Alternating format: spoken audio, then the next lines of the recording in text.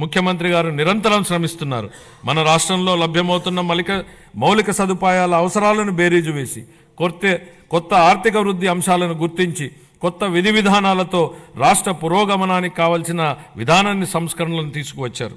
గౌరవ ముఖ్యమంత్రి శ్రీ నారా చంద్రబాబు నాయుడు గారు మన రాష్ట్రాభివృద్ధి కోసం 1990వ దశకంలోనే విజన్ 2020 డాక్యుమెంట్ను రూపొందించారు.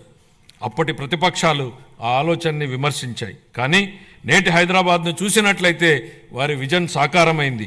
ఇదే ఆయన దార్శనికతకు సామర్థ్యానికి నిదర్శనం. మళ్ళీ 2024లో మరొక గొప్ప విజన్ను దిశానిర్దేశం చేస్తూ గౌరవ ముఖ్యమంత్రి గారు స్వర్ణాంధ్ర 2047కు శ్రీకారం చుట్టి రాష్ట్రాభివృద్ధికి మార్గనిర్దేశనం చేశారు.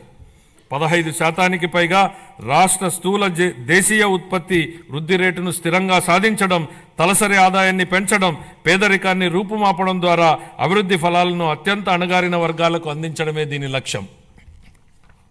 మా ప్రభుత్వం స్వర్ణాంధ్ర 2047 దిశగా పనులను మొదలుపెట్టింది.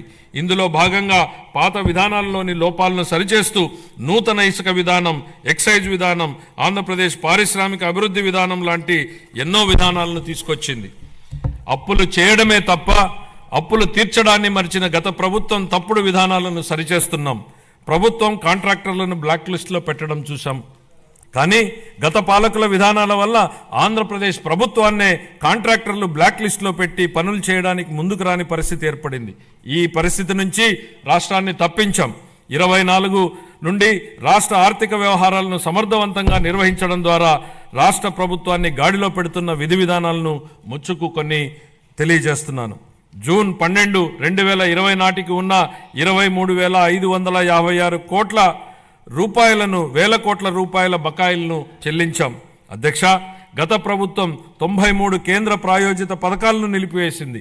9,371 కోట్ల రూపాయల బకాయిలను చెల్లించడం ద్వారా 74 పథకాలను మా ప్రభుత్వం పునఃప్రారంభించింది. దీనివల్ల కేంద్రం ప్రభుత్వం నుంచి మన రాష్ట్రానికి మరిన్ని నిధులు అందాయి.